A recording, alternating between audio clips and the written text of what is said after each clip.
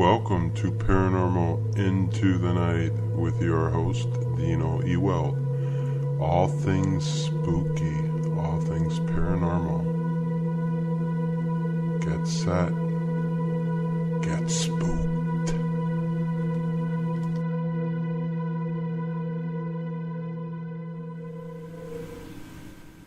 Hello, welcome to Paranormal Into the Night on PITN Radio Network. I'm Dino, and before I bring on the guest, I'd like to remind everybody that we are a donation station, and everything we do get, which hasn't really been anything, but it's always good to throw out there, all donations will go to maintain the station stream, website, and advertising. So we are a new network, we're growing. Actually, we're having fun here. Always come in, check us out, check the website out. We got new stuff all the time. Groovy Bean will be Wednesday and Friday this week, so come back and check out what guests will be on. We're always updating. And I like the Welcome Voices Carry radio show with Terry Todd and Amy Farley. It'll be 8 to 10 p.m. Eastern Time on Tuesdays. Looking forward to that show. It's a paranormal show. So, with that said, also subscribe to the website. Put your email in there. Subscribe now, and anything new will be sent right to you. So, next I will get right to our guest. I'm not going to hold off anymore. This is really, really an amazing story. So that's first and foremost. I am looking forward to hearing what he has to say, and hopefully you guys do too. Tolec, are you there? Yes, I am. Okay, so here we go, man. This is, first of all, I mean, you might not think so because you've gone through all this and you've got it all through your mind and everything else, but this is actually an amazing story. For this to even, I mean, most people go around not knowing what's going on whatsoever. I think we know that, the dumbing down of society. But I guess let's just get into it. If you can explain just a little bit, I know you go over this just probably every interview, but for anybody who hasn't heard you before, how did this all start? What's the Andromeda Council? And just give me a little bit of backstory. Sure. I think probably one of the most fascinating aspects of the totality of this now 5-year experience for me, and yes, I've told the story before, but since maybe we're going to have some listeners that have not heard me before, I'll provide the short background for who I am, and then I'll dive into how my situation started. I was working in the healthcare software industry for a number of years, and I was raised in New England, had been traveling pretty much the eastern seaboard, down through the Washington, D.C. area, all the way up until Maine. Had done some considerable travel around the country for about 10, 12 years or so. And I literally sat down with a map of the U.S. I think it was in the summer of '91, and it was like a black and white map that I knew I wasn't going to use anymore. I went, been there, done that, traveled through here, vacation there, worked in these cities, don't want to move to don't want to be in the deep South again. Mm-hmm. And I ended up choosing Colorado and Arizona as two potential new life beginning places for me, because I had traveled enough to see enough of the country that I knew that I wanted to live somewhere else full time other than what can be and is considered to be a very dense area of the country. The Northeast, up in New England, New York, New Jersey, is very dense. Lots of people, cars, cities, buildings everywhere. And I found myself at a moment in my life. I was in my really early 30s, and I needed something different.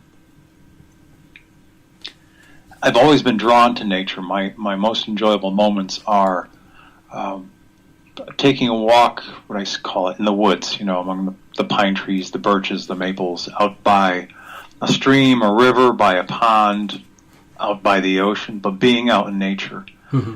And I could have gotten more of that in New England, but I was also somebody who had also just finished 10 to 12 years of traveling around the country and predominantly living in climates, on a temporary basis, but living in climates where it was more temperate, and I wasn't dealing with winter, so I didn't want to move back to New England full time. And I'm like, I need to do something different.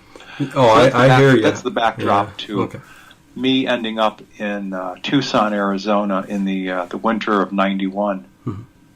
and I spent, almost 22 straight years there. It was a base of operations. It was a home. I still have many friends there. And I got to experience some pretty amazing life experiences while I was there, including a telepathic contact that happened. I'm pretty sure it was about 2 years. And I'd had a couple of experiences leading up to this, but this one was sort of like the bellwether, the big change in my life. I was in deep sleep. And this is the big event, right? Yeah, this is the big one. Yeah, deep sleep, late summer. Actually, for us in Tucson, it'd be midsummer. It was late August of 1993. And 20 of 4 in the morning, so 3:40 some odd a.m. Deep sleep, and I'm, without hearing the phone ring, if you will, I'm using metaphors. Without hearing the phone ring, I hear, "Hey, wake up!" I'm like, "Excuse me?" I'm in deep sleep, and I hear this voice. Instead of on the phone, I can hear him in my mind. I hear this male voice that I recognize. Now, keep in mind, I'm in my condo by myself, in deepest sleep, at night in bed, up against the Catalina Mountains, and there's nobody in my place. Right. So I'm hearing. It's like I'm having this phone call in my head, and I hear this guy say, "Come on, you get up. You got to get dressed. I need you to meet me down near the San Javier Mission." Mm-hmm. I'm like, "What? Why now? Why now? Because come on, we got to go on a trip." I'm like, "All right, fine." Of all times, in the middle of the night, huh? Yeah. Right. And here it's a voiced telepathy. It's coming in your head during like a dream set, right? That's right. So I'm fine. So I'm grumbling, and I get out of bed, go to the bathroom, throw some clothes on. I had about a year prior, I had traded in my black leather-loaded Nissan Maxima for a used 1985 Ford Bronco 2. So I could go off-road. That wasn't a problem. So he said, "I need you to go head down I-10. When I-10 merges with 19, which goes north and south, I want you to get off at the San Javier Mission exit and take the first dirt road on the right that you see. Go a little ways into the desert, and you'll see me. Don't worry about it. You'll find me." Okay. So this never, and I'm sorry if I interrupt, but I have to ask some question. I mean, this is supposed to be interactive. Yeah, I mean, a voice pops in your head in the middle of the night. It's not anybody around you, physical. Right. What makes you get up, get in your car, and go? What makes you not stay home and go, "Man, this is not making any sense. I'm delusional. Go back to bed." Yeah, the simple reason is, you know how when you grow up in high school or college and you've established some really good male friendships, guys that you know really well, mm-hmm. If they call, you recognize their voice right away. Okay. Think of that experience. Oh, yeah. So, I basically get this phone call in my brain from a buddy who I recognize. Now, I recognize the voice. I didn't know who it was, but I recognized the voice. I'm like, I know this guy. Mm-hmm. I knew right away. Okay, so I get you then. Yeah, I knew him, and I could trust him. Okay. There was just no issues in terms of any questions in my mind. Okay. And so that's the best answer I can give you as to any logical question as to why would it make good sense for anybody to get a telepathic phone call at Right. a quarter of the morning, get out of bed. No, that makes sense. That definitely. I'm glad you cleared that. Yeah. Hey, how are you? And actually, that kind of happened. So I get dressed, I get in a Bronco, drive down the highway. I'm driving like 20, 22 minutes. There's almost nobody on the road. And I follow his directions to the letter. And it's pretty flat in that part of the desert south of Tucson. But there's still little washes and dips and stuff. And so I went through this one wash. And for those people who are not familiar with the desert, a wash is a wide riverbed with sand and boulders, but there's no water in it. And the only time you get water in it is when there's downpours Right. during the monsoon season in the desert. So there was no water in the wash. I drove about roughly a third of a mile through the desert, went through this little dip into this wash, came up over this teeny little rise, and boop, my eyes got really wide. And I look, and somewhere around 75 to 100 feet in front of me, there's this silver, round craft, what people would term as a UFO.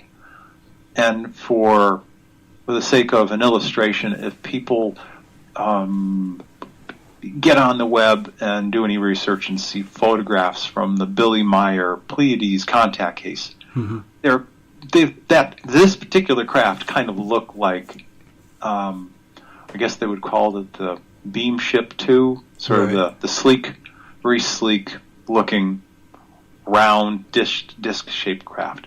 Okay. So I see it, my eyes get really big, I turn off the Bronco, I open the door, and there's this tall gentleman. He's like 7'2", 7'4", long dark hair, one-piece suit. And I'm waving at him. I'm like, "Hey, good to see you. Long time no see. Wow, it's great to see you." And he's got his left hand. He's like waving me forward. He's like, "Come on." I'm like, "Man, it's so good to see you. It's been a long time." He said, "Will you hurry up?" So you were saying this to him? Yeah. Now I recognize him. Okay. I recognize him. Now it's like 4:30 a.m. roughly. And it's summer in the desert, and the sun's about to come up, and he's saying to me, "Come on, I don't want to be around with this craft when the sun people comes on. who live in this part of Tucson start going into the city for work, because it's so flat out there, you can basically see everything." Yeah, you can see everything. And I'm like, "Oh, okay." So I close the door, lock everything up. I go running over to him, and he doesn't quite hug me. He just sort of puts his hand on my shoulder, and he said, "Okay, we're going to go. We're going to go take a trip. We're not going to a different planet." And I'm like, "All right." He said, "But we're taking a trip back in time." He said, "We're going to go to the area of." Basically, I recognize it. He said, "It's in the rural southeastern U.S. You'll recognize it when you see it." And I said, "Okay." I learned that it was either western Kentucky or West Virginia, like south, very rural, heavily wooded. And he said, "Before we leave,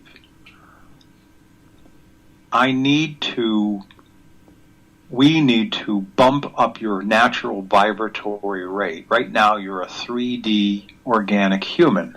Okay, all right, fine. And he said, "Just understand, organic humans cannot travel through time. You cannot time travel. It's possible, but you can't do it being a 3D organic human. So some kind of technology, there has to be something to bump up your vibratory rate." And as I've said to other people recently, there may have been something else that he did. Maybe he had me walk through some kind of technology, but he basically gave me what I recognized as the equivalent of, think of like the tip of your pinky, but a little slimmer, a blue-green gel cap, like a liquid NyQuil kind of gel cap. That's what it looked like. He goes, here's some water. He gave me a cup. Here's some water. Swallow this thing. It'll bump up your vibratory rate. We can take the trip. Oh, okay, fine. Drink it. we walk up the ramp to the to the craft, and we leave the surface of Earth.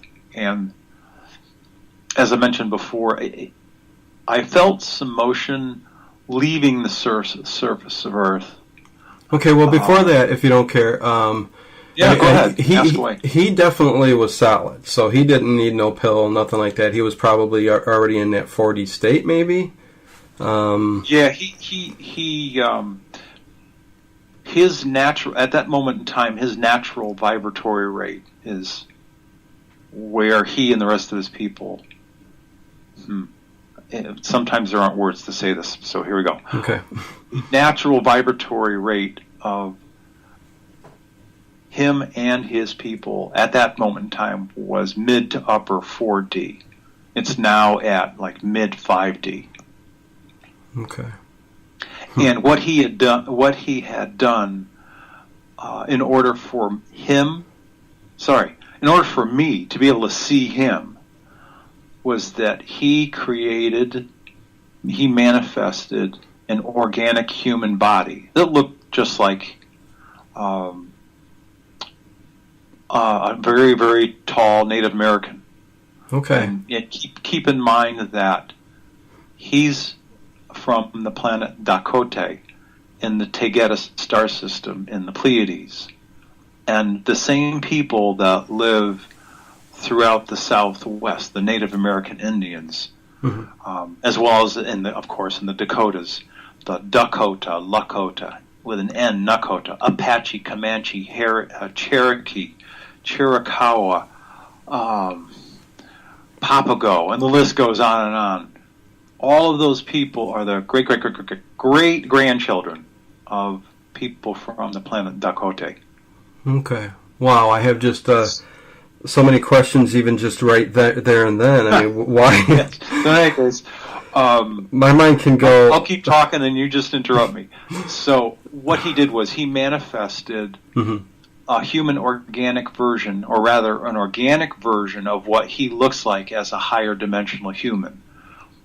My understanding of higher dimensional life is that pretty much through the middle of the fifth dimension, higher dimensional people can take and do have what we would consider to be form or physical form. You can see them.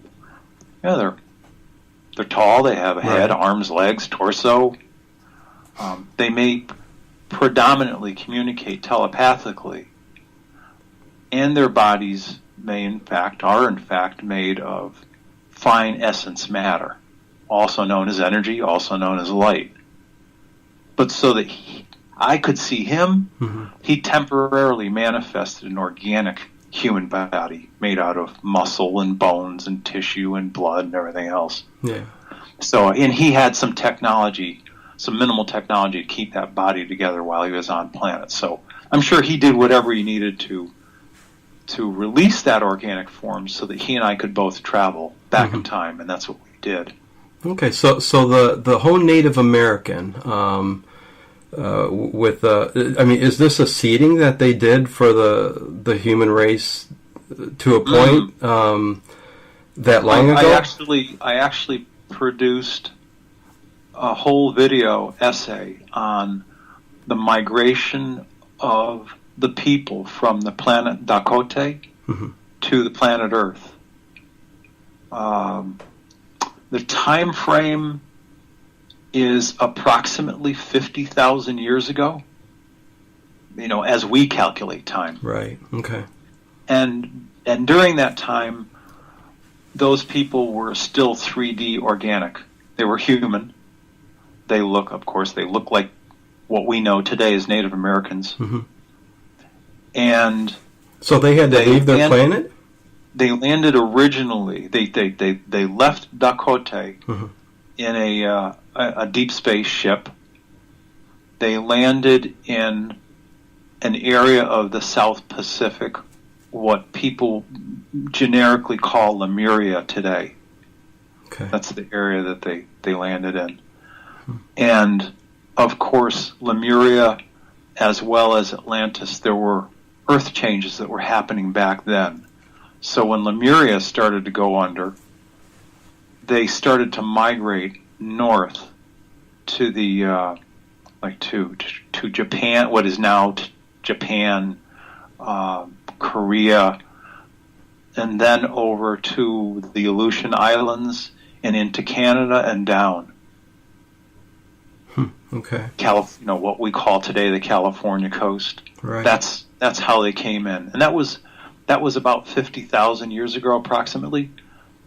Interestingly enough, I was listening to a story from somebody else, actually from a Native American.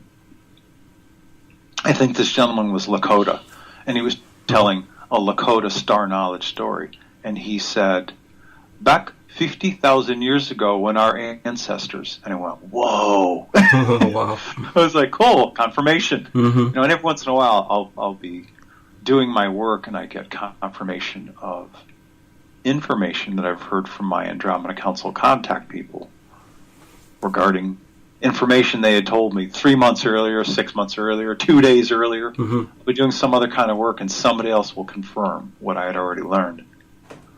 So at least the Lakota tell themselves, they tell the story that their ancestors derived approximately 50,000 years ago from the Pleiades. And I went, yes, more confirmation.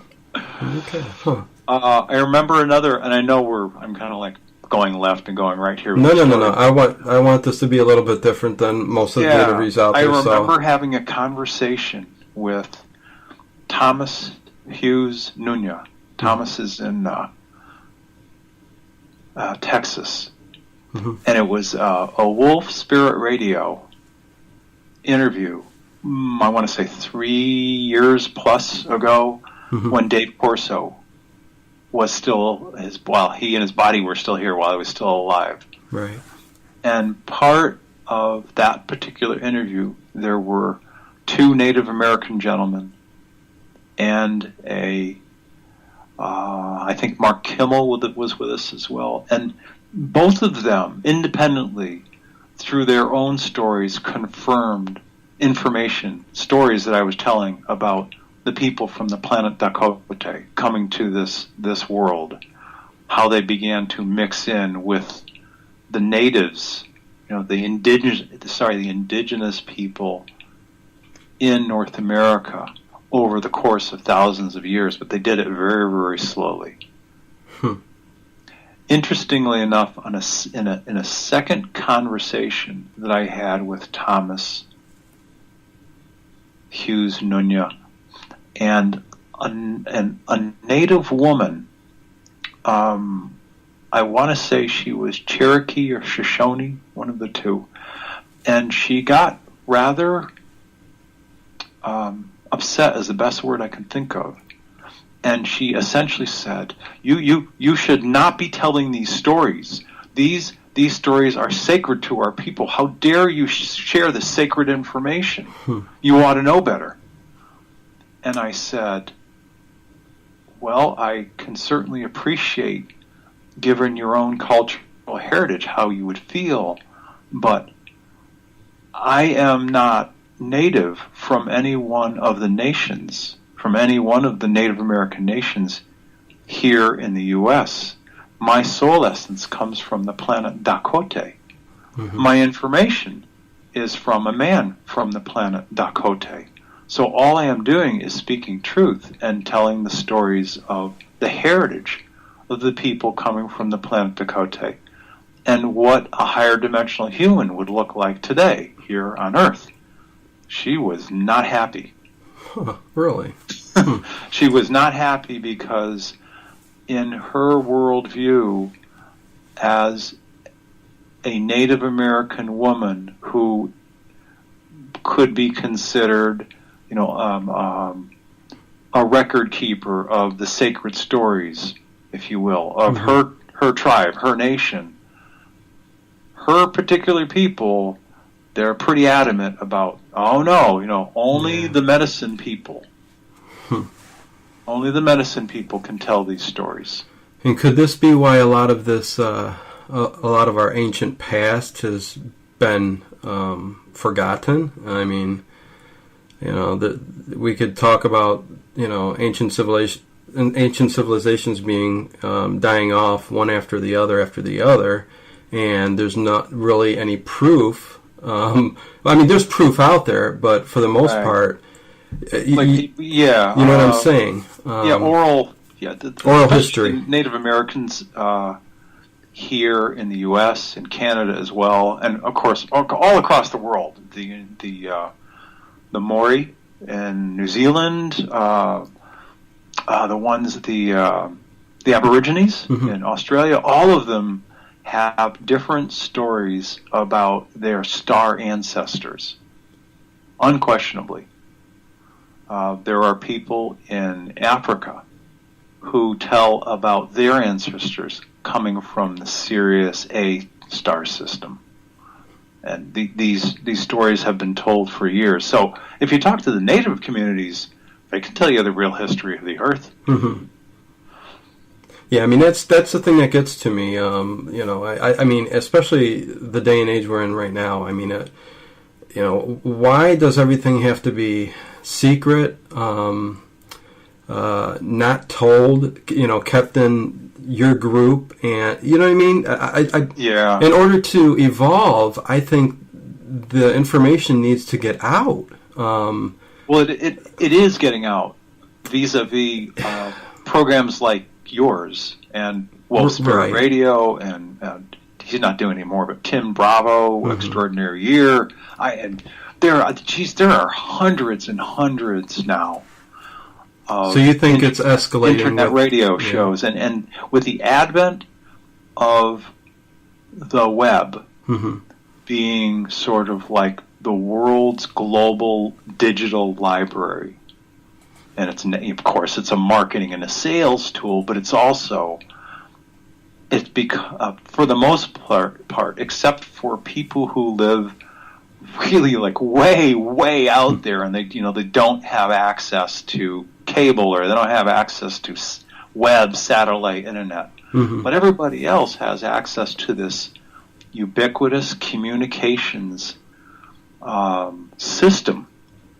I remember being in Tucson in 1995 and 1996. I had left my last corporate job in the healthcare software industry, and I was introduced to a gentleman who owned a startup website development and hosting company. This guy's name is Tom McNamee. And he said, this medium, this platform is going to change the way business is being done. This is 1995, 1996. Oh, yeah. And I worked for him for a little while as a, just sort of an ad hoc marketing person. And people would look at me and go, huh? They're 95, 96. It's not that long ago. It's only 20 years. But their eyes would glaze over. I said, you're a little business. You guys have flyers. You have advertising flyers. You have brochures. You have a product book, right? Yeah, sure, of course. All of that can be on the internet. And they would go, why? He said, because pretty soon there will be other companies that have their products and their services on the internet, and it will become a standardized form of business communication and eventually business transactions. Yeah. And most people, like I said, deer in headlights, glazed eyes. They just Oh no! And it's hard to believe how quick technology has advanced in such a short period of time. Every year it's getting. Yeah. And I had been using a computer in my career since my first, for lack of better words, first corporate job out of university, and that was 1982. I was using a computer. I worked for a number of healthcare software companies. And it was either 91 or 92 was the first time that I touched a mouse. I went, huh? Right. And before that, we had black screens with a menu. Oh, yeah. Word processing, click here. No, not click, but, enter 1, return. Database management, enter 2, return. Now, there was no messaging. There was no email. I think the most rudimentary, BBS, bulletin boards, were just being thought of. Yeah. Oh, yeah. No, times have changed for sure, and I understand the point. Interestingly enough, and I know we're diverging from the original story, but right. Interestingly enough, the very first portable computer that I used was the size of a small suitcase, and the keyboard came off the top. Wow. And you'd look down and you saw a small screen like 5 inches wide by 4 inches high, and a 5 and a quarter inch floppy drive on the left. I remember. Floppy drive right. No, I hear you, man. I remember the days. And I've got other stories like that. But good old 80s, yep. The thing that's the most germane to this topic is the following. According to this gentleman who I met that morning, and actually 2 other mornings at around the same time over the course of the next week and a half. I made this trip 2 more times.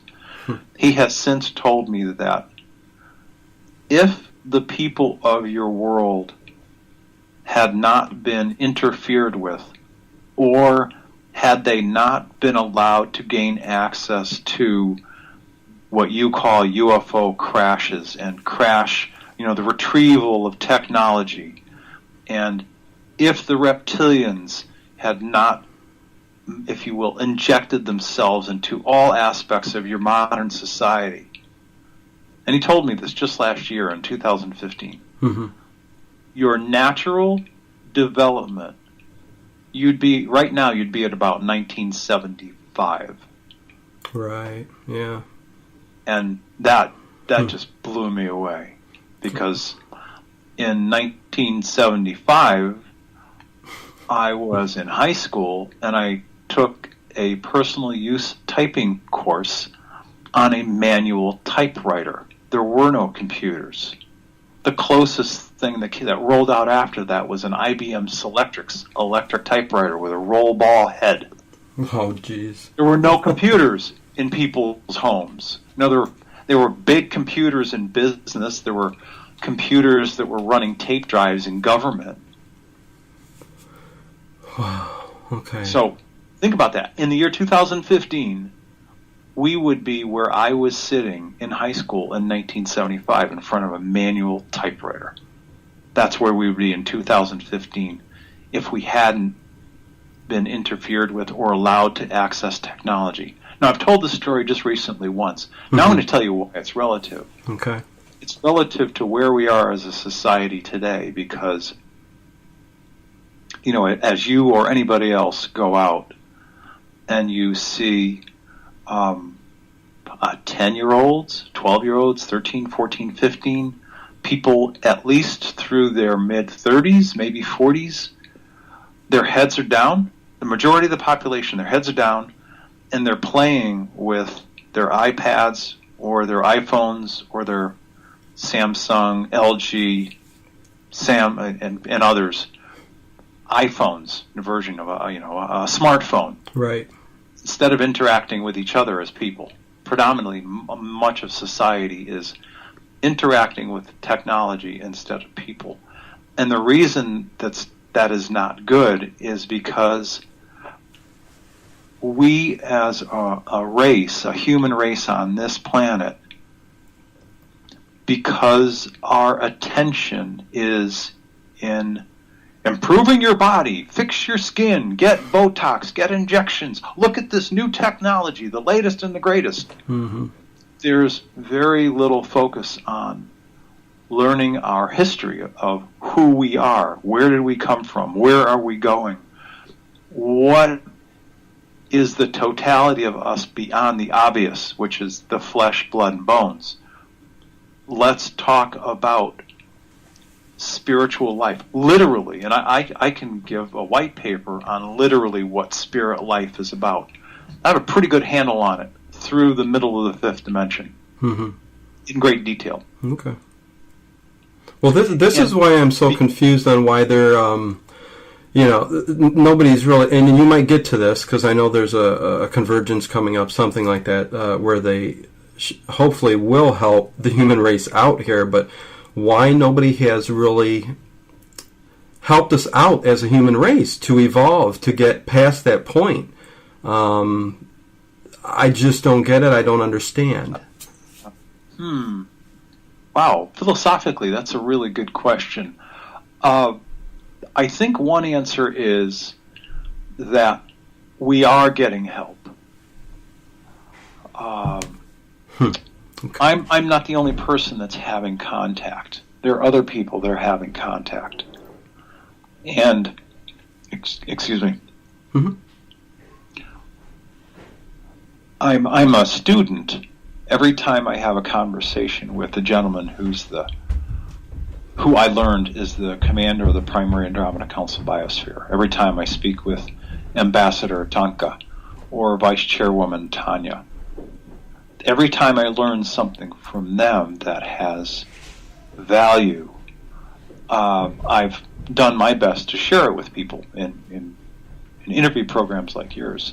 So there's me and there are other people that are like me that are sharing what they've learned. They are teaching.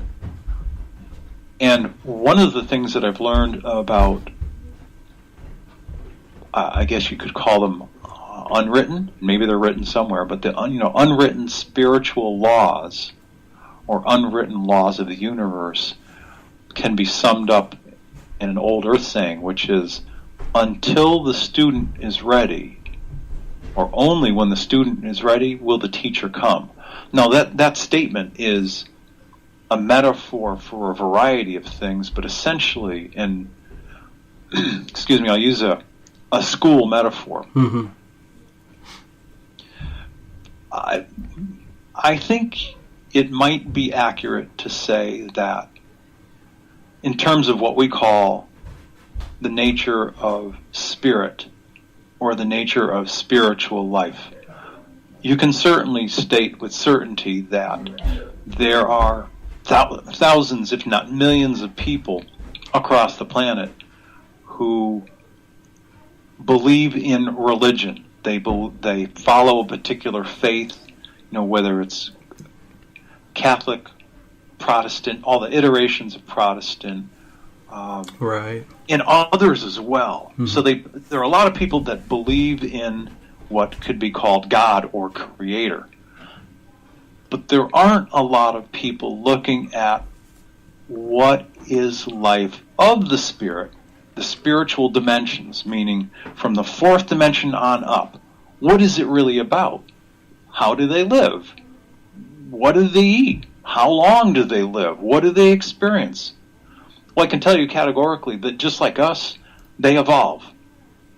They evolve just like we do. Right. People in the fourth and fifth dimension go to school for many, many years and benefit from an intense education about history and science and mathematics and geometry, etc., etc. The point that I'm trying to get to is that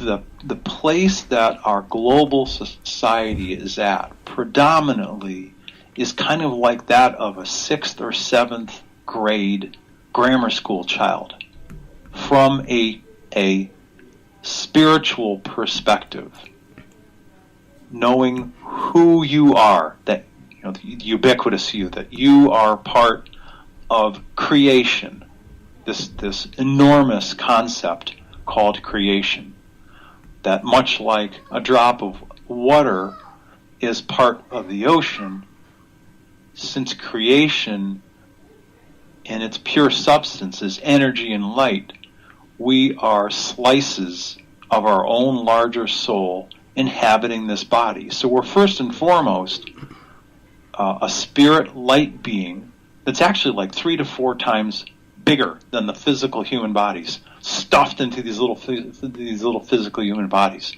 We're kind of like we're using avatar bodies to have a human life experience on planet Earth. Okay. So why is this all relevant? It's relevant because the consciousness and the awareness and the knowledge of Earth humans regarding spirit life, or as what people call spirituality or spiritual life, is minimal. And I think you might agree that you can't try and teach a 6th or 7th grader at the 12th or 13th or 14th grade level. You can't try to teach them college concepts when they're only in 6th or 7th grade. Okay, but let me. There's actually that's happening to a great degree for a variety of people. Whoever is at a particular level, that's the information that they get. Because some people are at the 10th grade, some are at the 11th, some are at the 12th.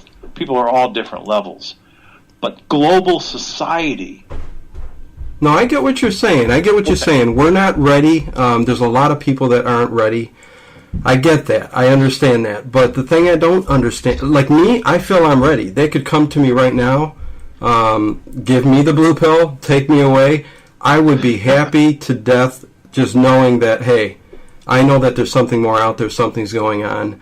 But I really believe, and this is where I guess a lot of people might disagree with me. I believe as a society, as a people, the majority of us are ready. I mean, we need to move on. We need to, I just don't know how many thousands upon thousands of years we're going to sit here and just look up at the stars and have the majority of the people here not know a darn thing. You know what I'm saying? That's based on what I've learned from my Andromeda Council contact people. Mm-hmm. The reality of the situation is that we're at a moment in the evolution of this solar system and this planet's history that it will no longer be thousands of years. And this is certainly a topic that's worth philosophical debate, but I'm going to go here anyway. Okay. What people call the shift or the event, the transformational shift, the higher dimensional shift, people who tend to have more like religious leanings, they tend to use the word ascension. Mm-hmm. But in any case, my knowledge of that event, of that moment happening, is in all likelihood going to happen sometime, some moment within the next 5 years. And I'm going to preface this. I'm going to make a caveat to that statement, and the caveat is this. Okay. I want everyone to understand that the higher dimensional shift, the movement of this planet and its people and all the rest of its beings from being 3D organic to being spirit matter, mid-level 4D and higher life forms, will not be triggered by a date of a when. It will be triggered by the following items or instances qualified by this statement. At the peak, at the apex of human organic society, global society here on Earth, at the peak of its greatest possible knowing of all this life has to offer, at the peak of its development, at the peak of the Earth changes that have yet to happen on this world, due to the peak of cosmic changes going on in space, in this area of space that this solar system is traveling through. At the peak of all of the horrific kind of events that Earth humans perpetuate on each other. At the peak of all of that, including Earth changes, waves and volcanoes popping off and earthquakes, the peak of all of these things, that's when the higher dimensional shift will occur. It doesn't have a date. Okay. And what I learned recently is that with my own learning comes evolution. And my learning has evolved to understand and include the fact that it's all of those things that I mentioned, not just cosmic events happening in space, triggering changes to this planet. It's everything. It's man's evolution on this planet, humanity's evolution on this planet, and all the things that I just mentioned in the past 2.5 to 3 minutes. All of those things, when they reach their peak, that will be the moment that this world will transform and become a higher dimensional one. So and this is within the next few years. Yes, okay. Within the next few years, and I am not at all going to sit here and put a date on it because I don't have it. No, that's fine. It's about. It's, as I've said to a lot of people, it's about what and not when. Right. And when the shift does happen, I mean, what will actually take place? Have they said? Will 3D? Will there still be a 3D species, or will he? No. Okay. Some, as a matter of fact, some species are already like they're. If you track at all what's been going on in the past 3 or 4 years, biologically with certain species on this planet, there are species of birds and fish. You know that in the case of fish, they're beaching themselves. Populations of porpoise beaching themselves. Mm-hmm. There are a number of them that are already saying, it's time for us to go home. We've spent as much time on this planet as we want to. Some of them are simply going to leave and go back to their native star systems. There are... So are you saying the shift then is like... I'm trying to understand this. When the shift does happen, will all life here on Earth as we know it cease to exist? No, not at all. What will happen is for the beings, and when I say beings, I mean humans, animals, fish, birds. Okay. It's my understanding that there will be some animals and some insects that will simply go away. But in terms of the animal and fish kingdom, most of them will simply transform and become higher dimensional life forms. Okay. As an example, for Earth humans, let's say that there's, I'm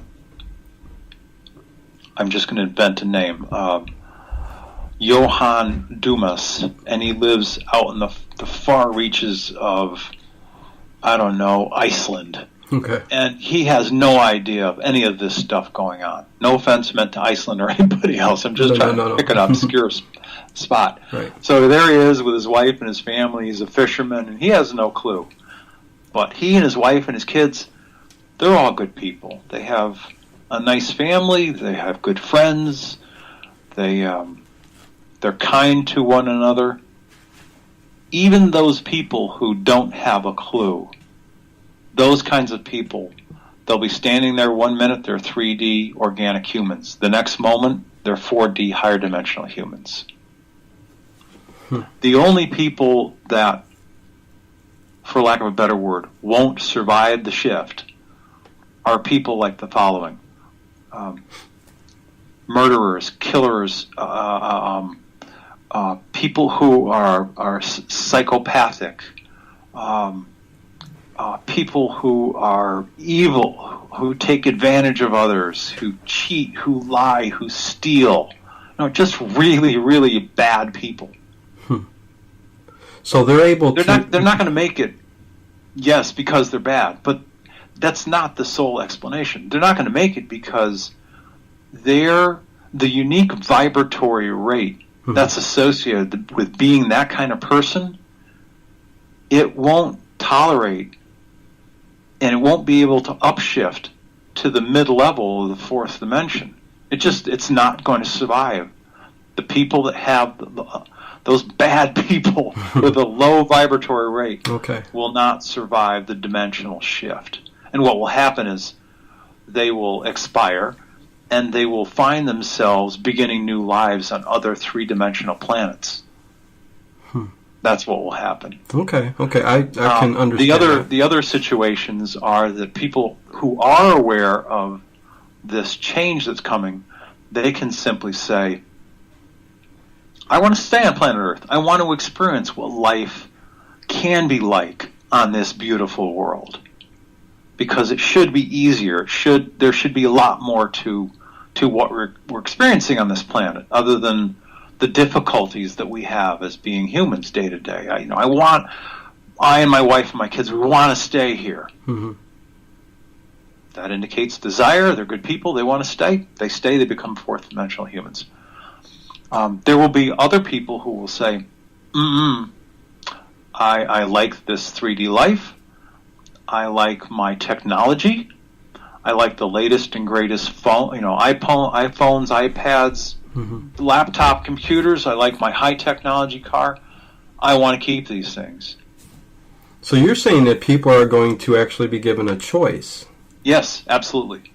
Absolutely. And for those people that want to keep those kinds of things in their lives and that want to continue to experience three-dimensional organic human life, there are two designated Andromeda Council biospheres that are in fact designated for a transport for the people of planet Earth, and actually two other races.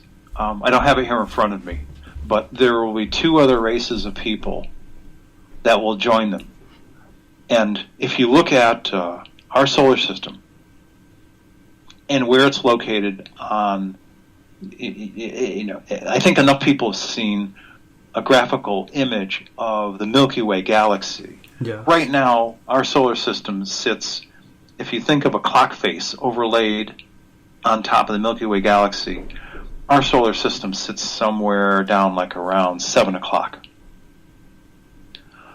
There's a virgin Earth-like planet that's about the size of Jupiter that sits parenthetically up at around 10 o'clock. And so these two Andromeda Council biospheres are going to, for whomever wants to leave, whatever people want to leave Earth, whether they're from the U.S., Canada, Mexico, French, Italy, Germany, Montenegro, Poland, Iceland, you name it, any country on this earth, if there are people that want to leave and continue to live 3D lives, they're going to need to get off this planet, because there will no longer be 3D life on this planet, because this will become a mid-level fourth dimensional planet. It is the nature of the evolutionary blueprint of this planet. Its moment has come to evolve into becoming a higher dimensional world. But that's not what everybody wants. So for those humans who don't want to make that shift, they can go to a virgin, unspoiled, Earth-like world that's the size of Jupiter on a transport ship with two other species from two other kind of like Earth-like worlds. And they're humanoids. They look different than us, but they're still humanoids. And so you're going to have the French, the Polish, the Irish, the Italians, the Greeks, the Russians, the Hungarians, the people from Africa, Australians, whoever's on these ships, right, with these other two races of people all traveling together to this new virgin Earth-like world. And therefore, the trip is going to take 10 years. And the trip's going to take 10 years because there's a mandate in place already that says, if y'all are getting on these transport ships, y'all are going to get along. We're not going to tolerate bickering and fighting. We're not going to tolerate polluting in this temporary home that you have. We're not going to tolerate polluting in this new world that you're going to. You will have clean energy technology. There will be no reason for you to pollute on this new world. But with this gift of this new virgin world, there are some rules in place. And so there's going to have to be a time of adjustment for all of these multiple races of multiple people from multiple cultures and countries from around this world getting on these transport biospheres going to this new virgin Earth-like world. Wonder why they put up with the crap here on this planet for so long. All the murders, the killers, Well, when you say, I wonder why they put up with. Well, I mean, who are you asking the question of? Which are they? Well, I mean, we're all set to take this shift Right. And they have a choice, and they can leave to a 3D planet, a world. Another one. Yeah. Right.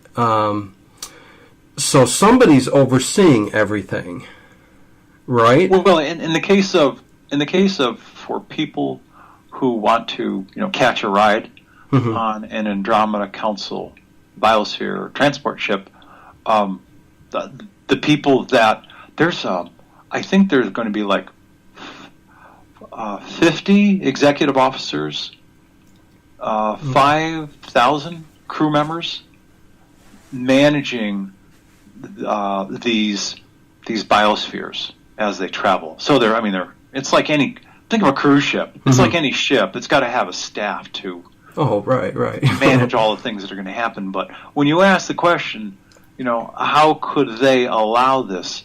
I'm asking you the question, which they are you talking about in terms of allowing what we've evolved to become?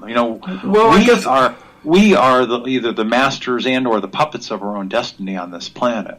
The good ETs, benevolent ETs like those of the higher dimensions, people of the Andromeda Council, the 12 different senior member worlds of the Andromeda Council, there are protocols in place, much like what we've heard of from the fictional Star Trek universe called the Prime Directive. There are protocols in place that comprise what we would call a Prime Directive. And one of those protocols is we of these higher dimensions, more evolved races of people, it's not our job to interfere in the natural development of a society. Now, you talk to the reptilians and some of the greys and other races, they don't care. They're out there to optimize their own interests and desires. Well, you say right there, they're not, and I don't mean to, I'm just trying to get this all wrapped around in my head. Sure. You say that they really, like I'm a big fan of Star Trek and stuff like that, and do not intercede in the evolution of what's going on this planet. But yet, it does seem like they have a lot of control. The world as we know it will not exist in a few years or longer. And the people... Okay, now I understand the track that I think you're taking. Okay. Here's what I've learned. And I'm not going to be speaking literally, but as close to literal as possible. And just hold it really quick. Sure, go ahead. Because the one thing, that, and it's just my head again, trying to wrap myself around, whether you're religious or, whatever your outlook is on life and why we're here and all this stuff, why there's so much evil on this planet is kind of what I'm getting to, and why it's allowed to take place. With that said, go ahead. That goes back to the core of my question. When you say they allow, who are you talking about? Who allows? And I know what the answer is, but I want to hear what you think. Oh no, I'm not. Who the they is? Well, whoever's in charge, is it the Andromeda Council? Is it? They're not in charge of this planet. Okay. No, there's been. Because I'm not talking God. I'm not talking. No, I know that. Boy, this is such a big. I could talk on this topic for close to 2 hours. So I know. And there's been an infestation, manipulation, and abuse of Earth humans by beings from the Draco constellation, otherwise known as Alpha Draconis, called Draco reptilians. The Hydra reptilians are here as well. Right. There are some reptilians from Sirius B as well as Orion, all on this planet over the course of many years. Mm-hmm. And up until recently, there were a number of large operative Draco and Hydra reptilian undersea bases. And if people go to the Andromeda Council website, which is Andromeda Council, COUNCIL.com, mm-hmm. and they find the major category at the top, the tab called Reptilian Undersea Bases, they can see all of the work that I've done regarding this topic. But essentially, until recently, which means up through, and this will probably explain some of the questions in people's minds. Okay. Up through the spring of 2012, these bases had been in operation on Earth for thousands of years. And the inherent in each one of these deep undersea bases was like a sonic beacon that would pump out, I guess in today's terminology, people would call it AI, that would pump out certain frequencies to create irritation, anger, confusion, manipulation, and there are a number of other emotional responses to these vibrational frequencies that were pumped out of these bases towards certain land masses. And those activities were done because at and they've been this way for a long time, mm-hmm.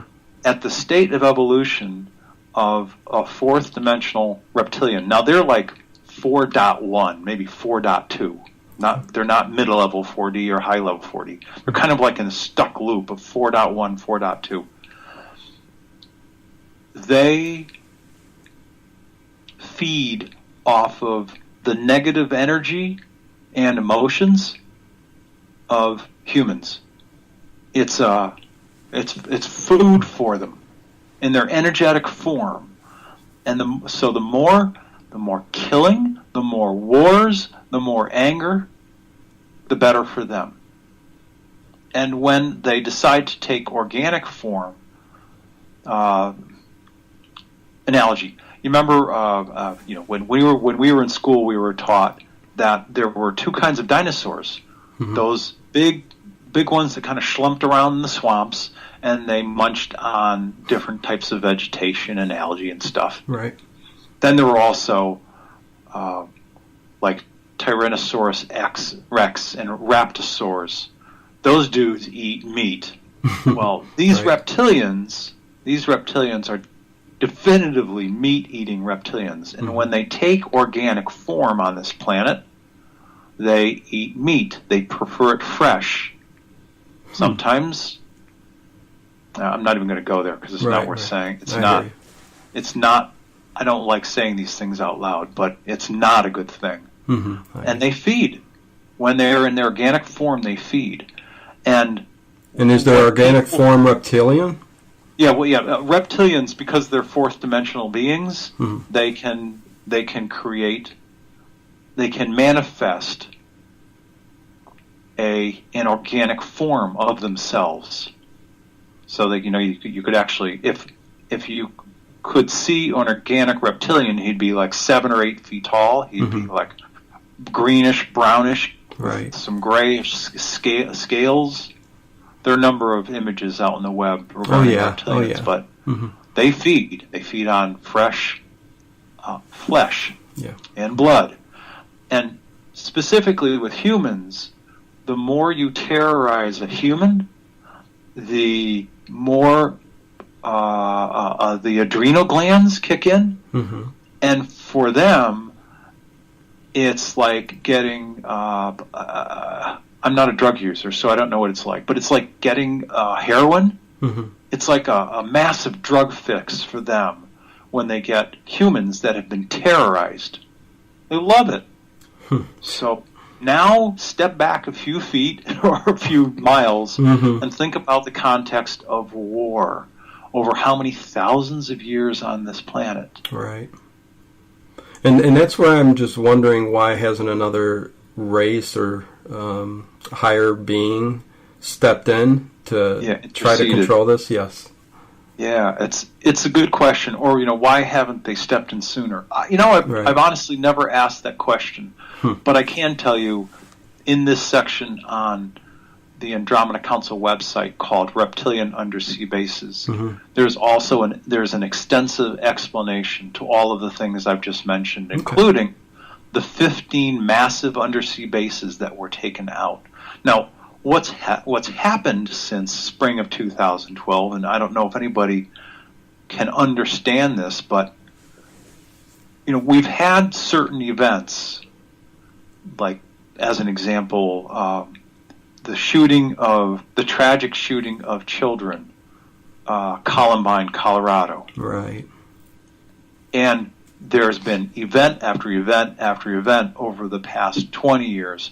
Well, think about how much these events have ramped up since 2012, since mid-2012.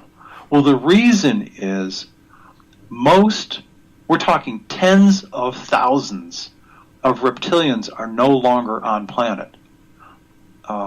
There's probably about 120 reptilians left on this world. And that breaks down to 65 or 70 pure reptilians. They're deep underground. We'd never see them. And the remaining ones are hybrids. They're off-planet human DNA mixed with reptilian DNA. So somehow we're keeping track of them, though, right? Yeah, well, there are certain people that have access to this information, like me and some others, and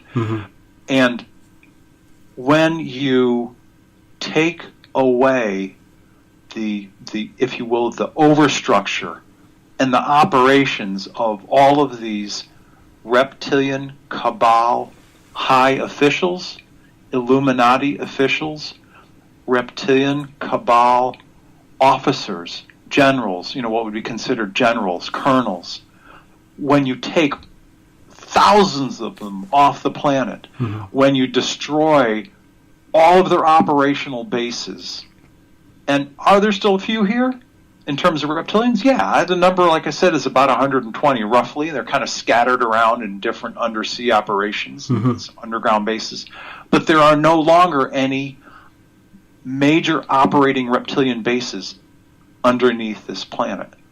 As a matter of fact, there was an underground one that was operating west of Washington, D.C. It was sort of like this latticed network of little rooms, little operations going on west of Washington, D.C. into Virginia. Do you remember the earthquake that happened like August of 2011? That was the destruction of that base. And who destroyed that? Andromeda Council people from the planet Cana, star system Procyon. Okay. Yep.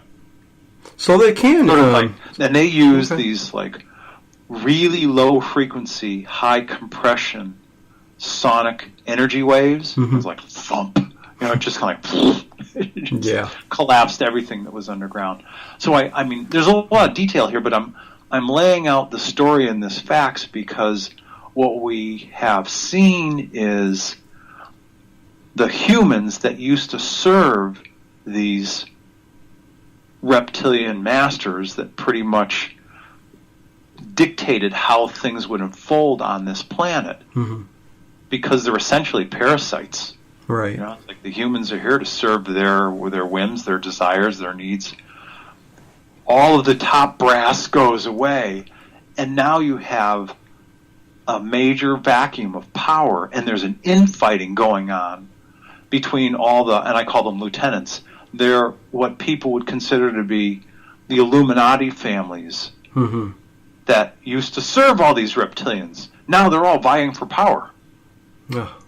Now add on top of the fact that at some level they know that this gig is about up and that this planet is about to change. They are doing their utmost to take as many people out with them as possible, and B, keep people in fear, in terror, terrorized as long as possible, because as long as you terrorize them, you can control them. Right. And that's why we have a ramping up of the Orlando shooting events, the Dallas shooting events, and all the ones that preceded them, and all the ones that are going to come after. It's a game of we're going to keep this mess going as long as we can. Wow. Yeah, it's okay. Well, I know it can be complicated, but no, I get it. Yeah, the ship is going down. The captain and the first officer are dead, and all the crew members who were bad guys are now trying to run things, and they don't have a clue. They really don't know what's going on. Yeah, well, I'm looking forward to the next however many years here, and taking that shift and getting the heck out of here. So that's what I'm looking forward to. Some people will simply say when the moment of transformation comes, they're like, this has been an interesting experience here on Earth. I've come here for quite a few what you guys would call lifetimes, but my people are on Deneb. We're at the Deneb star system, or Betelgeuse, or my people are on the planet Era over in the Pleiades. I'm going to go back and spend some time with my people. I've got a few thousand years, at least as we on Earth calculate time, because the people in the higher dimensions, they live what we would calculate to be thousands of years. Yeah. Why? Because they're not organic. They don't have death. They just go. I've had enough 4D experiences. I'm ready to experience 5D. They think it, they become it. They don't experience death. Yeah, Sherry in chat says, so Dino, there are many races that have been working for thousands of years to free the planet Earth. Well, right. That's my point. I mean, how come they haven't? I mean, we're a simple little ant underneath the microscope, and why haven't they just smushed the evil or taken us off of here? And to their credit, because of what transpired, and I don't know all of the nuances, but I do know that, as an example, there were 15 Draco and Hydra reptilian undersea bases that were destroyed, and many of the officers, operations guys, they went up into the Andromeda Council biosphere for war crimes against humanity, war crimes tribunal.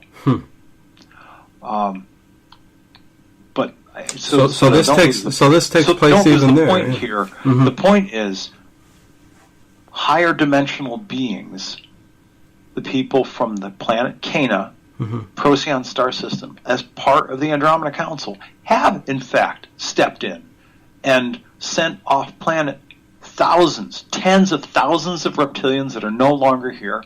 They've got rid of the generals and the colonels, and like I said, there's only like about 120 left. So there are steps being taken. Now, why did they not step in until recently, between the end of the middle of 2011 and the middle of 2012? I don't know. Interestingly enough, I never asked that question. Right. But there are some forces that have stepped in and helped out. But in terms of day-to-day society, people from, let's say, Russia saying, we are going to take Crimea, these are our people anyway. Or, the people in what used to be Yugoslavia, or now we're Croatia. Anything that's human-to-human intervention, that's our problem. Right. It's our business. We make those decisions. Not people from the Andromeda Council or anywhere else. They, at least as far as the Andromeda Council is concerned, we are responsible for human-to-human activities. So they're guiding us somewhat and trying their best, and when that shift comes, those people who can shift will shift into 4D. So no, there's no guiding on the part of the people from the Andromeda Council at all. I've chosen to share my experiences and the information that I've learned, but this process of do I stay, and not me, Tolec, but I'm a husband. I have a wife. I have children. I'm creating a family in this concept right now. This 3D world. Yep. Right. Do I talk to my wife? Do I stay? Do I have us stay on this world and become part of this 4D evolution? Do I take my wife and my kids and go off world to a new virgin-like world and we start there? This is an individual decision up to every single person. Well, let me ask you this too: there's no guidance by any. There's no conscious guidance by any higher dimensional outside forces. Okay. Each person will make his or her own decision as to whether he or she's going to stay here or leave. Okay. And is this going to be the first shift of this kind on this planet? Or yes. Okay. Yes. It not just this planet, but the way that this is happening. It'll be the first time that a world will evolve, an organic 3D world in its current structure, its current molecular structure, will evolve as part of a natural evolution. So Earth will be the first planet in all of the universe to do this? Not the first planet, but the first planet to evolve in this way. That it will be a natural... it's hard to say natural, because if you go up the ladder of higher dimensional evolution, there are beings that are like off the charts, and you could call them sub-gods, little g, little o, little d, little s, those guys, sub-gods, godlets, creator gods, or just creator beings that kind of, from a really, really high level perspective, set the blueprint in place for evolution of a planet, of a star system. And I'll tell you that I think it was within the past year and a half or 2 years, I learned categorically that each planet and each star has its own evolutionary blueprint. And there's geometry that goes with that blueprint. And this is just our moment is coming for, based on the blueprint of when this currently organic world is supposed to become a higher dimensional one. That's the best explanation I can give, but we're coming into that moment of evolution and becoming a higher dimensional world. Excellent. And that's why I'm asking these questions. I think to have somebody of your knowledge and this, what you've been talking about and everything, to get it out there and let people hear it is, I think, just very, very important. With everything going on this planet, as you know, a lot of us need something positive, maybe, to look forward to in the future. So this is kind of it for me. I mean, I can't wait. Even this world, when it does change, there will be people, there will be higher dimensional people that are independent of the Andromeda Council, that will be here as mentors, as teachers, because here we are on Earth, here we are on Earth, and we're going, my house is gone, my car's gone, the refrigerator doesn't exist, there's no food. How do I live this life? No. Well, there will be people who've been higher dimensional people for years, and they're going to be training and teaching as fast as possible, to sort of bring people up to speed. Mm-hmm. As higher dimensional humans, will we have access to technology that we've never had before? Mm-hmm. Absolutely. Will we be able to create, if you will, clothes and housing and all the things that we need? Absolutely. Money will not exist anymore. We won't need it, because either through our own enhanced intelligence and our own enhanced mental capabilities, in combination with technology, money won't be needed, because we won't need it. We'll just be able to manifest and create whatever we want. Keep in mind, higher dimensional life is energy and light based. So it's a completely different way of living. Oh boy! I mean, So I'll tell you. I mean, I've been looking for something positive in my lifetime. Because we only have so long on this planet. So, but and this is, I'm sorry to interrupt, but no. This issue that I'm about to address next is so important. Prior to the higher dimensional shift, prior to the higher dimensional transformation of this world, I would advocate that whoever you are, that you do whatever you can to discover the true essence of you as a person. What is it that you like the most? What is it that you enjoy the most? Mm-hmm. What is it that you know the most about? What is it that you might most enjoy sharing with others? Find out and discover those passions in your life and do them as much as possible. Really. Do whatever you can. You, Dino, and anybody else out there listening, do whatever you can to bring as much happiness, mm-hmm. not only happiness and joy, but satisfaction. Where you get to the end of the day and you go, man, it was a good day. Yep. It was a good day. I accomplished some things. I helped some people. I made mm-hmm. some people's lives better or easier. Whatever it is that self-defines each person, that tells each person, here's why I'm of value. This is what I have to offer. Rather than waiting for the higher dimensional shift, that's what I would advocate.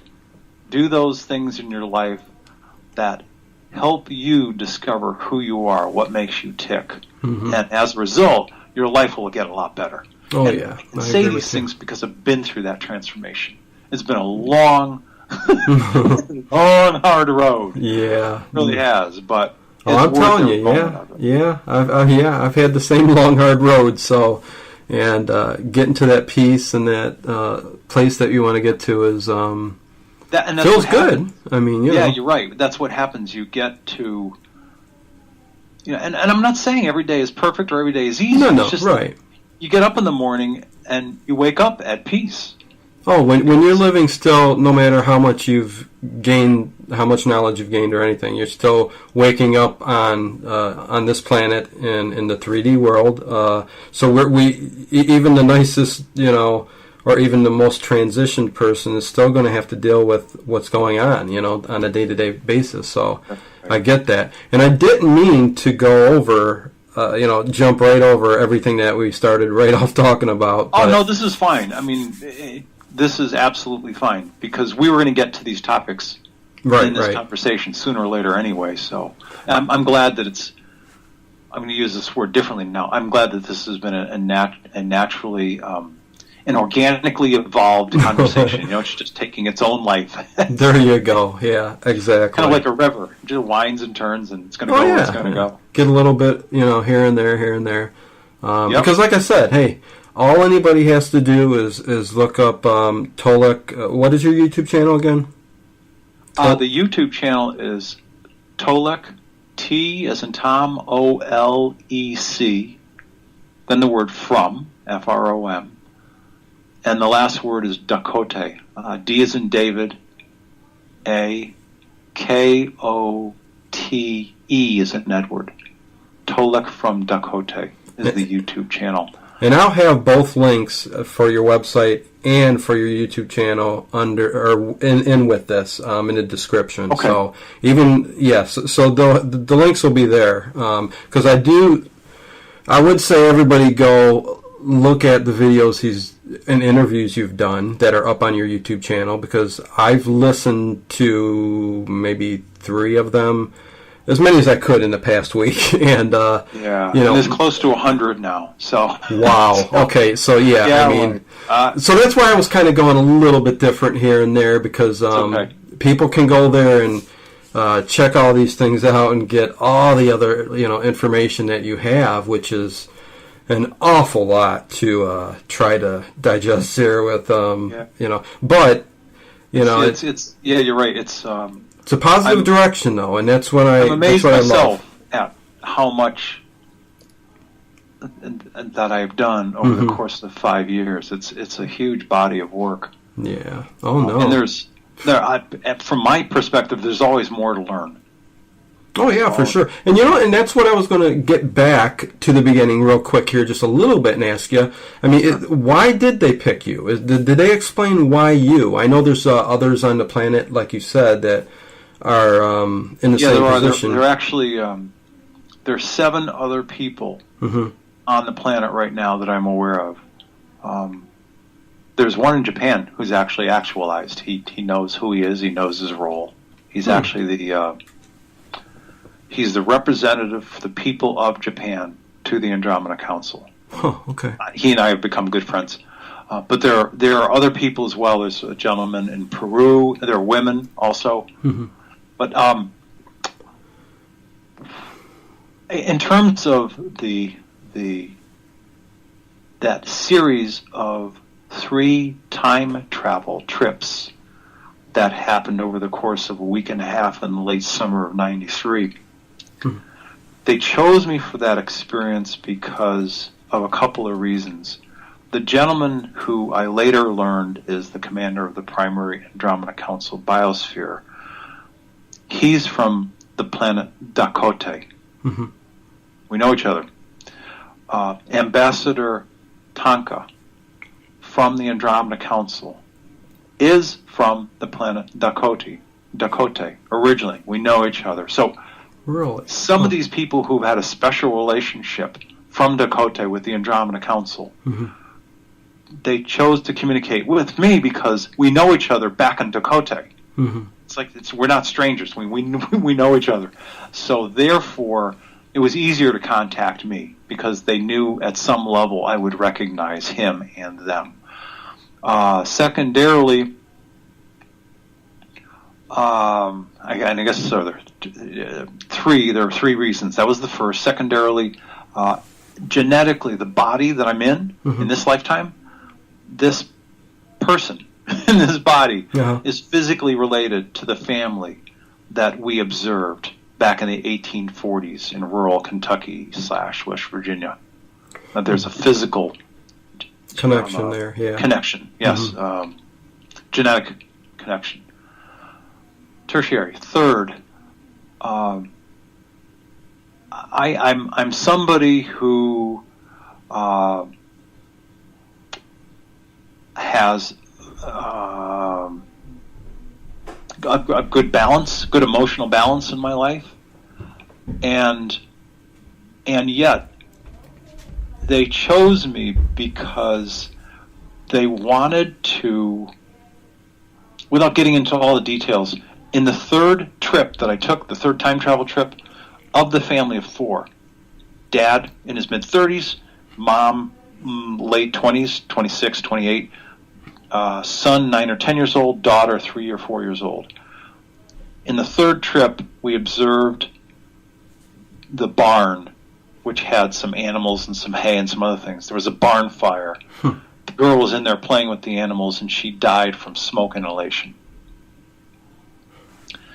And they wanted to observe me and my emotional response to that situation, because what this gentleman, the commander of the biosphere, has told me since then a couple times, which is, in your planet's future, in its near future, it's going to be going through some significant changes. And those changes are going to deal with loss of life. And because as higher dimensional humans, we don't experience death. Okay. We needed to, and since we're going to be interacting with the people of your planet a lot in what you consider to be the not too distant future, we needed to be able to get a handle on what it is you experience, what you feel, what you go through when you experience the loss of somebody that you care about. And it affected me. It definitely impacted me. Oh yeah, to be on the ship. Only, we're on the ship. We're looking at a view screen, and parenthetically, for us, it looks like 75 to 100 feet away. We're watching all of this happen, but in fact, we're hundreds of feet, thousands. We're thousands of feet up in the sky. They can't see the ship. We're cloaked, but I'm watching all of this happen, and I've got to see I've got to see the experience of the father and the mother losing their child, and it was a horrible experience. It was awful. Oh yeah, jeez. Oh. It was awful. So I was affected by it, and it was, and I've also since then been involved in 2 or 3 other experiences where there has been the passing, or if you will, the death of organic Earth humans. And these other experiences have been on, and they've told me categorically the moment of death, no pain at all, zero. Now, people may go through some suffering. If somebody is injured and they lose a limb, they're going to be in some serious pain for a while. Or if somebody is shot and they start to lose their life, they're going to be in some pain until that organic body ceases to breathe and ceases to live. But the actual moment of human death and transition to the higher dimensions, completely painless. It's like one moment you're here, next moment you're there. Sounds good to me. Yeah. Hey, another quick question I was just curious about. These other people, how can you trust them? I mean, is there something that led you to believe that they are part of the other contactees through the Andromeda Council? If you know what I'm talking about. I mean, it's one thing for them to say, "Hey, I'm being contacted by them too."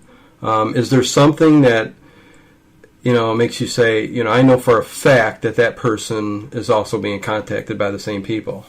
Well, because I asked the question.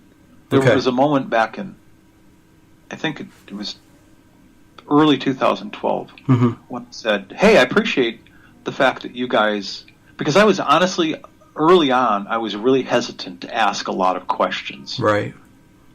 And by the way, I'm not the only one from the planet Dakote on this planet. I've learned that a woman who's become very good friends of mine over the course of many years, her name is Adana. She lives in Texas. Right. Now, I've known Adana because I met her in Tucson in like 1995 or 96. Now, I've known her for 20 years. I call her my adopted sister. We've become really good friends. Mm-hmm. And she's in chat, so hi, Adana. Yeah, oh, okay. So I've learned in many of my conversations with our contact people in the Andromeda Council that back on planet Dakote, Adana and I are in fact brother and sister. The first time that my spirit essence, what people might call like the oversoul, it was first created, it was back on the planet Dakote. That's when, and back on the planet Dakote, she's my sister. Wow. So I know somebody who's down here, and we've had many conversations about many of these topics, and she has a great deal of knowledge about all of this information because she and I have talked quite a bit. I've helped her. She's helped me enormously. Conversely, there are some people who've come to me and said, "Wow, Tolec, I've done this and I've done that, and I've been here and I've been there, and I'm part of the Andromeda Council." and I'm very gracious when I respond. Right. But first of all, I know I already know, because I've already asked. I know who the 7 other people are that have been designated. Yeah. So you've got the wackos who've come out of the woodwork. And I know what their names are. I know what countries they're from. Okay. Yeah. Conversely, when other people come forward and say, "Well, I'm on the Andromeda Council, or I'm part of the Andromeda Council, or I work for the Andromeda Council because this, and this," and I go, "Well, that's not quite right. Okay. You may have had contact with people on certain biospheres, and you may have had contact with people on other ships. You may have even been introduced to some people on Andromeda Council biospheres. But if you had been designated as a human representative working for or working with the Andromeda Council, I would have known about it because my people would have told me. Because I actually have a formal designation. I'm responsible for the country of Canada, the country of the U.S., and the country of Mexico for the Andromeda Council. I'm a human representative on this planet, but I'm responsible for the people in these 3 countries in terms of who I'm responsible in terms of reporting for or to. I also hold a position on the Andromeda Council's Joint Earth Subcommittee that already exists up on the primary Andromeda Council biosphere. And there are 11 other people on that subcommittee that I work with when I'm up there doing work. So unless people are notifying me and they're saying, "I'm one of the 7 people, here's how I know, I've been talking to these people on the Andromeda Council," then they're not part of the council, because, in fact, you're either going to be on a subcommittee or an advisory board that's part of the council, that's part of one of the planets. If you're on the planet Earth, I know what your name is already, and I would have already been told about your status because of my job. It's like if you work in a company and you have a certain position, a certain senior level position, you're going to know who the other people are. So are the other people out there willing to give their names or anything and come out like you do? So far, the only one that I know that's awakened is this gentleman in Japan. Okay. And what's his first name? None of the other 7 people know about their status yet. They just haven't awoken to it yet. Okay. What's his name? Am I the only one? No. It's just that the other 7 haven't woken up yet. Okay. Has he come out with his name or who he is or anything? Or yes. Oh, yeah. His name is Akira. Akira. Okay. Yep. Okay. Cool. Yeah. He used to live in Hawaii. He's a Japanese person. He lives in Japan again. And yes, he absolutely knows who he is. And will any of the others come out and come forward? I anticipate that they will. Okay. In the coming months, in the coming years. Okay, because I would think that they would. If they're representatives, they definitely have to come out like you're doing, and get the information out there and help with all of this. So, as a matter of fact, the gentleman that preceded me is Alex Kyer. Okay, I'm not the first person, and Alex is whom I know. He and I have spoken together at some conferences recently. His area of study and his area of knowledge is different than mine, simply because he's a different person. Right.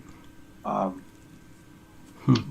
so no, I'm not the only one, and I won't be the only one. It's just that in terms of other people, the other 7 have not awoken yet, and will they? I anticipate they will in the coming months and years. Okay.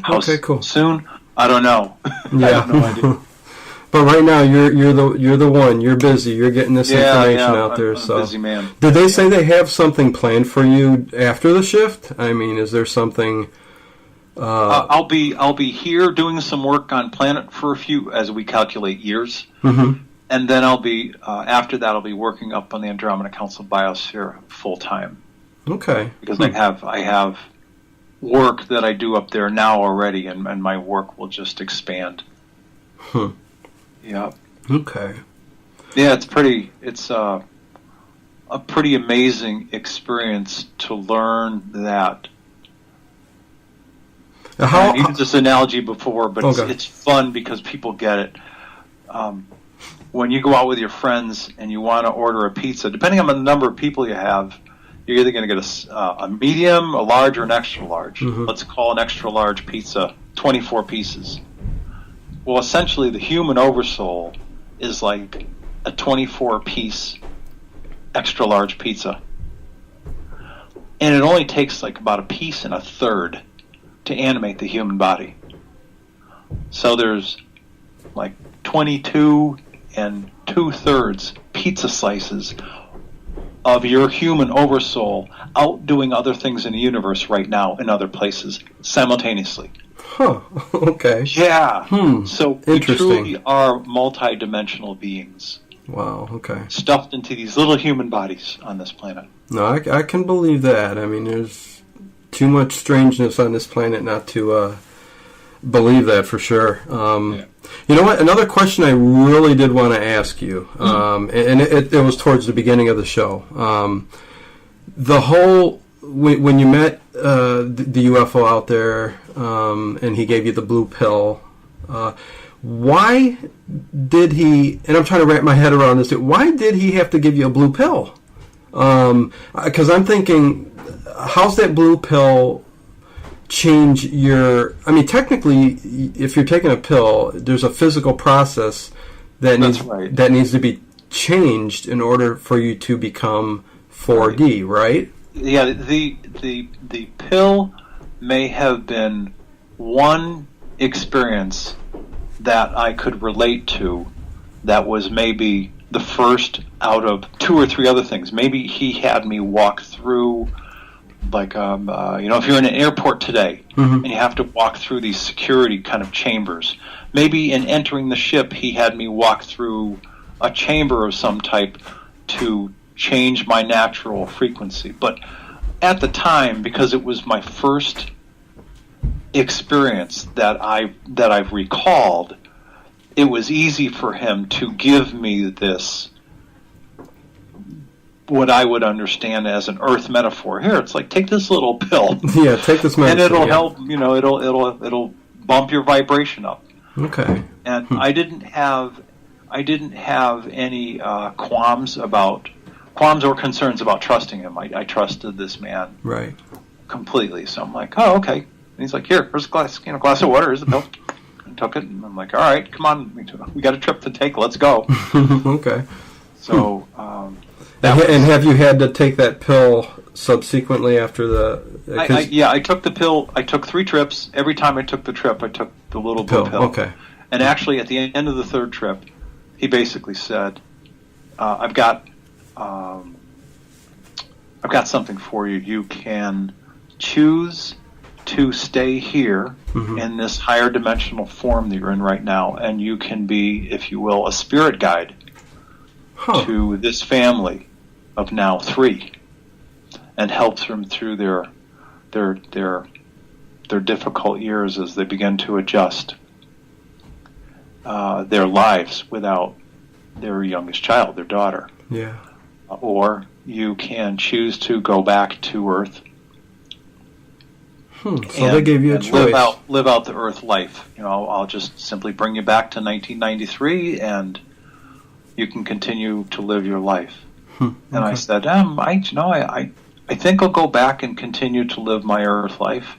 I don't know all the things going through my head, but I imagine that at some level, I was really young then. I was probably, 32 or 33, and I knew that I had potentially a lot of years ahead of me. Okay. And so here I am. You're still on Earth. Yeah. Wow. Not living a life. It's a good life. It's a hard life. It's a challenging life. But it's a human life. I could not have. If you gave me a pen or a pencil and said, "Here, map out your life for me in 1993 and tell me what it looks like," I would not have drawn or written what I'm living today. That's for sure. Oh, I'm sure. Yeah. I mean, this is It's overwhelming. I mean, geez. I mean, I don't know how you handle all this stuff in your head, but you know. I happened to the last two positions I held when I was still in the working corporate world, if you will. Right. I was chief operating officer. Okay. And so if you have a brain like that, you're really organized. Oh, right. So that's the way I approach this work. Well, heck, you were there from the beginning, the beginning of the computer age there, pretty much, huh? Yeah. I mean, with your work, I'm saying. So, yeah, definitely. I was never, quite honestly, I was never really a technology guy. I mean, I did some minimal technology work. Really? I can't write a lick of code. I'm not a computer programmer. I'm not. For many years of that life, when I was in the healthcare software industry, I was kind of in the middle, like a translator person. You know, there's the people that sit in front of the keyboard and do all of their medical claims management or processing or adjudication, or the physician's office and bill generation, or now the digital management of lab information and x-rays. All those people, they don't care about code. They don't want to know about computer code. All they want to do is know that they've got a nice screen, it's easy to manage, and the data is where it's supposed to be. So in a lot of my work, I either help do the installations and or the training of people using that software. Yeah, I'll tell you what, do you like comedy? Yeah, sure. Absolutely. Go watch a show, BBC, it's the IT Crowd. Okay. I'm just throwing it out there. If you like some comedy and you like the whole internet technology thing, it's a funny show. But yeah, I'm throwing that out there. Anyways, it's like what a thing to throw out after everything we just talked about. But well, you know, life, all of these things that we've talked about is important. But exactly, life is multifaceted, and we need to experience and enjoy everything. For sure. Well, you know what? Before we got about 15 minutes yet. You want to talk a little bit about, you got your upcoming transformational shift conference, and talk about that a little bit. And sure, thank you. Yeah, no problem. This conference is coming about because, and I don't remember the impetus or the exact moment, but essentially I said, I need to do something special. I just had this inner urge, if you will, to share the information that I've been learning, not only with the global internet audience, but with people in person. As an example, last summer was the first time that I spoke publicly at conferences. No, I spoke. Okay. Yeah, I spoke in, make a long story short, a good friend of mine, Roger Scher, we've been friends for years, is back in Tucson, and he was the Tucson director for MUFON at the time. And we had all of our 45, 50, I think there were like 44, 45 people in the room at the time. And Roger said, Louis Torrey is going to be late. Now, Louis Torrey is an Edgar Casey kind of person. He's a numerologist and a psychic, and a very, very talented man. But he's like, hey, Louis is going to be late by like 15, 20 minutes. You've told me about this like Andromeda Council work that you're doing. Now, keep in mind, this is April of 2011. Okay. Before the website, even before I had started working the website. So even before the website goes live, Roger says, would you mind filling in for Louis for like 15 or 20 minutes? Went, Panic attack. Oh, okay. Yeah. Now, keep in mind, I had been sitting with those people, you know, whether it's been 44, 45, 24, 65, 70 sometimes, in the audience for years. Wow. Because that was April of 2011. So, I had been there at least 10 years where these people knew me month after month at different meetings. You know, and Roger and Jim Nichols and other people can testify to this. And it's kind of like, it would have been easier had Roger said, we're in Denver. Would you fill in and speak in front of these people? I'm like, yeah, I don't have anything prepared, but sure. Because I wouldn't know anybody. But in Tucson, there I am. It's like getting in front of your whole family. Yeah. So I'd been sitting with all these people for 10 years. Well, you should have felt a little comfortable then, huh? Or no? No, just the opposite. Oh, wow, okay. I was a nervous wreck. Oh, boy. It's like I said, it was like, I got to get in front of all these people that have known me for years. And I've never said anything about this stuff. Wow. So I just opened my mouth and I started to talk. And I clearly remember seeing the clock on the wall going, oh, man. So it was almost like blacked out during that time, huh? One of those things? I mean, I kind of remember what I spoke about. Yeah, okay. Roger walked up to me at like the 20-minute mark. He's like, Louie's not here yet. Keep talking. Oh, jeez. Wow. So at that moment, I actually shifted into the subject matter regarding the transformational shift, not conference, but the coming transformational shift of this world. So why is that all relevant? Well, I spoke to those people in Tucson that I knew really, really well in April of 2011, and then I had not spoken publicly since the summer of 2015. Really? Okay. Yeah, a lot of internet radio interviews, but not publicly in front of live people. So I decided it was time to do that. And after having spoken in front of 4 different groups of people, and it was very humbling, actually. I received standing ovations 3 times, which was amazing for me. Wow. And after that experience, I had this, I guess, the seed of this idea that I need to do something for the people. Conferences are such a great way to bring people together of like mind, who are passionate about the kind of topics that I've talked about. The upside of the internet is that it has evoked unprecedented communication ability between people around the world. Today, I can use Skype, calling France, Germany, Italy. Calling somebody in France, Italy, Germany, Mexico. It doesn't matter where they live. If it's Skype to Skype, it's free. Right. If I'm going to use Skype to make a phone call, Skype has this international phone call plan. It's $14 for like, I don't know, 3 months, something like that. It's cheap. Oh yeah. When I was in college, I had hundreds of dollars of phone bills. Oh yeah, things have changed. The internet's changed that. So the internet's changed that whole proposition. But because it's changed that proposition, there's now a plethora. There's a wealth of what people call webinars, and they'll get 3 or 4 people or 5 people, and they'll think, come pay $19.95 or $35.99 for this webinar. And I'm like, no, they're okay, but I believe that people can benefit far more from the knowledge and the energy exchange that takes place when people are together at a conference like this. Because it's not only what the speakers say, but what happens at 6:30, 7:30, 8:30, 9:30, 11:30, 12:30, 1:30, 2 in the morning, after all the speakers have spoken, and people decide to hang out and they talk and they compare, they open up and they share their stories.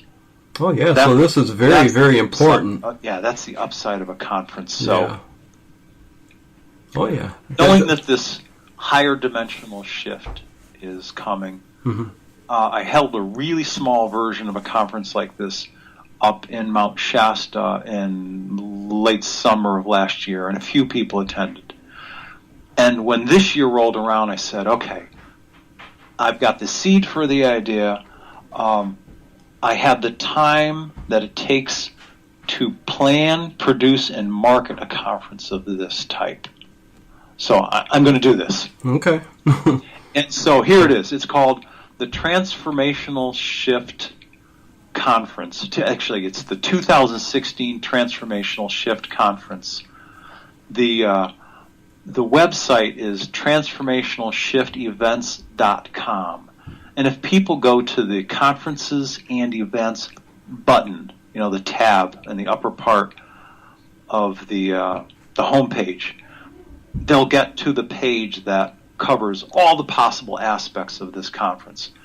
And it's going to be unique because we'll not only have people like me and Adana, Jim Nichols will be there speaking, Simon Parks, we're going to be bringing him in via long-distance Skype, big screen television from the UK.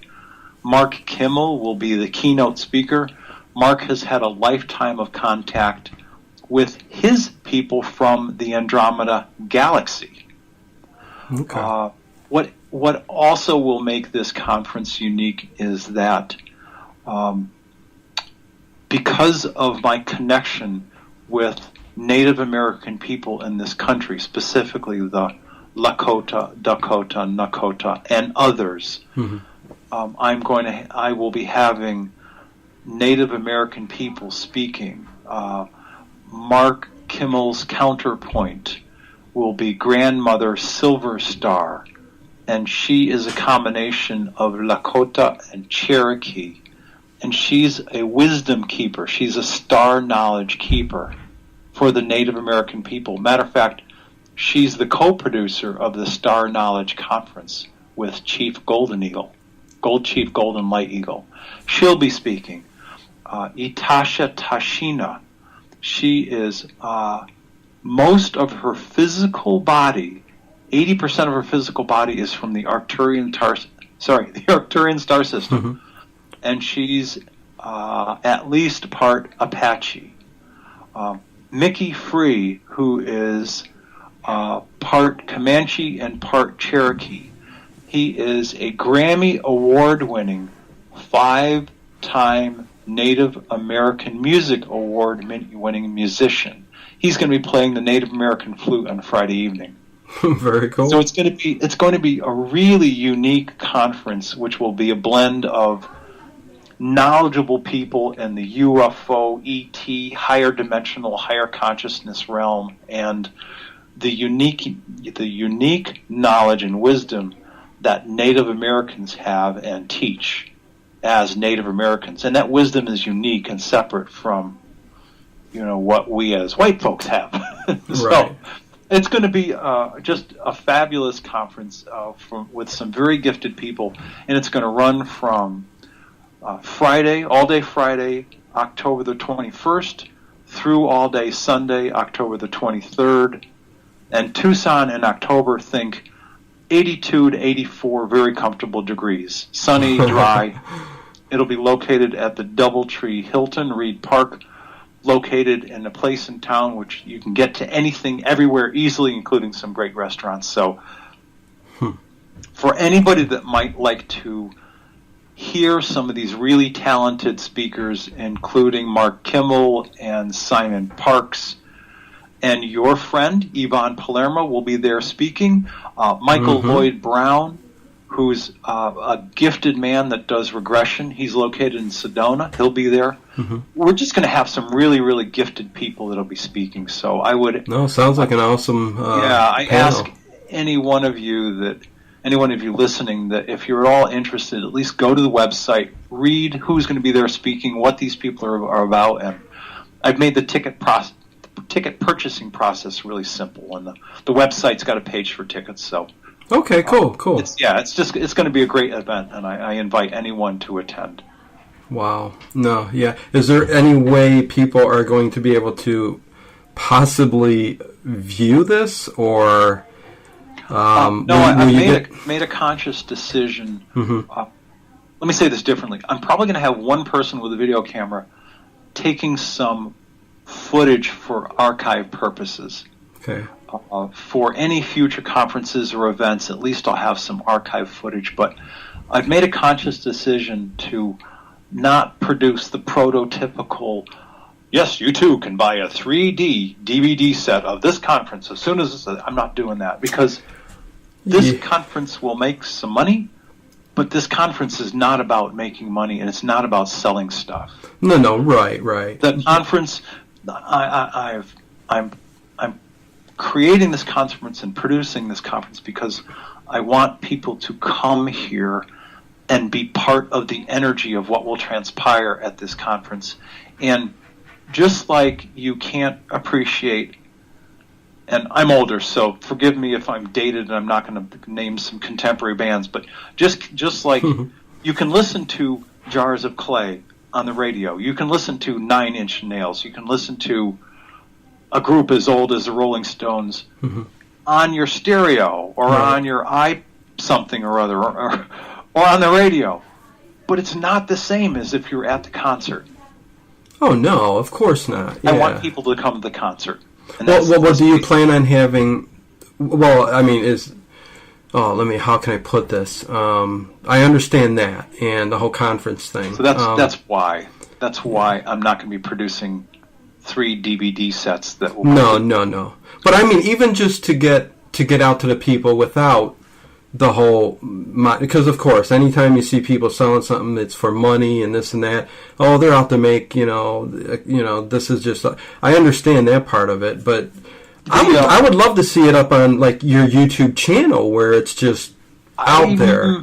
I'm probably not going to do that, and I'm not going to do that because it would also get into copyright issues regarding each one of the speakers. Okay. So will I have somebody record some of it for archival purposes? Yes. Okay. Will I put it up on YouTube as, okay, you can now listen to this person speak when he or she spoke at the transformation? No, I'm not going to do that. Okay. I'm not. Will each of the people speaking have their own table and have their ability to sell their own DVDs or CDs or books? Absolutely. In the case of Cynthia Crawford, she's well known as an E.T. sculptor. She'll have some of those busts with her. People will have their books for sale, and because a lot of these people, this is all they do. Right. So yeah, of course, I'm going to facilitate providing a table so that these people can sell their books and their DVDs and CDs and stuff, but not at the conference. No. Okay, no, makes sense. Just asking, In my view, that's the way I'm going to do it. Okay, no, it's your conference, and it makes sense. I mean, just of course, me, being the person I am, I would love to see it, but I do understand. Hop on a plane, I'll get my butt out there, I guess. But come on out. So okay. Well, you know what? We'll find a way. Yes.